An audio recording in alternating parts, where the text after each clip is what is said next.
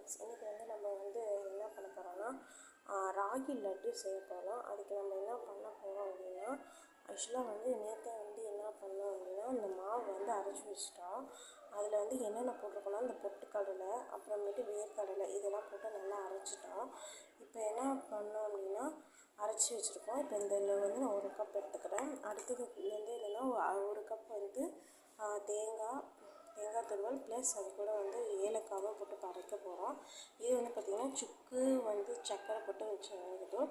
அப்புறமேட்டு இதை நம்ம வறுத்து போட போகிறோம். இதுக்கு என்னென்னா இது பாதாம் அப்புறமேட்டு திராட்சை எடுத்துருக்கேன். எங்களுக்கு முந்திரி பிடிக்காம முந்திரி எடுத்துக்கோங்க, நீங்கள் பிடிச்சலாம் எடுத்துக்கோங்க. இப்போ வாங்க பார்க்கலாம்.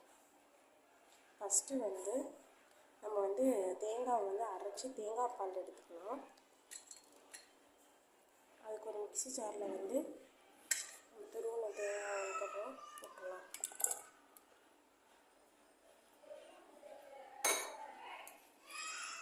போட்டு தண்ணி விட்டு நல்லா அரைச்சி எடுத்துகிட்டு வந்துடலாம். பாருங்கள், தேங்காய் பால் எடுத்துகிட்டு வந்தாச்சு. நெக்ஸ்ட்டு இதை ஃபில்டர் பண்ணிக்கலாம். நெக்ஸ்ட்டு பார்த்திங்கன்னா ஃபில்டர் பண்ண போகிறோம்.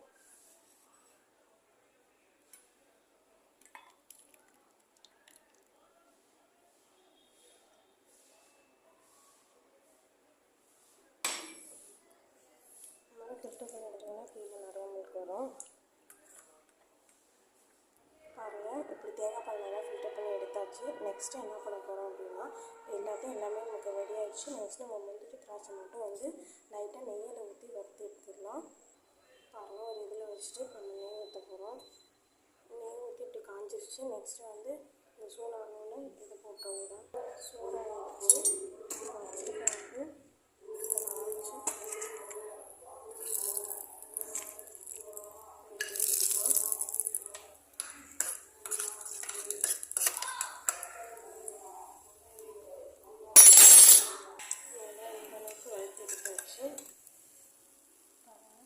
நாட்டு சர்க்கரை எடுத்து வச்சுட்டோம். இப்போ வாங்க எப்படி செய்யணும்னு பார்க்கலாம்.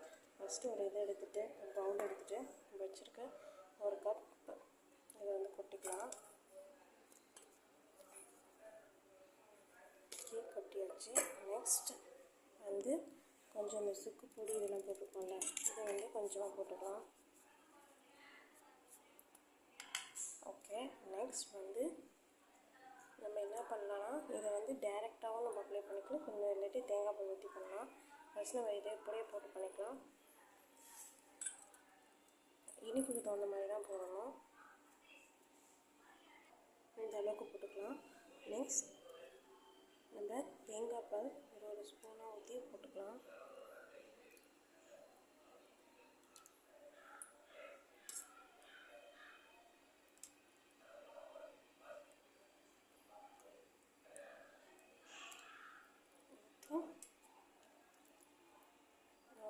மிக்ஸ் பண்ணிக்க வேண்டியதான்.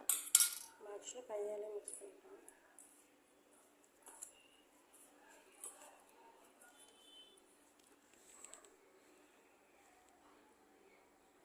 தண்ணியில் நல்லா பசைஞ்சிக்கலாம். பார்த்தா அப்படி பிடிக்க வரணும். அதுதான் இந்த அளவுக்கு வருது. ஓகேவா? இப்போ இந்த டேஸ்ட் எல்லாம் கரெக்டாக இருக்குன்னு பார்த்துக்கோங்க. பாருங்கள், இந்த அளவுக்கு மாவெல்லாம் பசஞ்சு வச்சாச்சு. இப்போ என்ன பண்ணலாம், லைட்டாக நெய் கைக்கு எடுத்து சின்ன உருண்டையாக எடுத்து நம்ம உருண்டை பிடிக்க வேண்டியதான். இப்படி ஒன்றா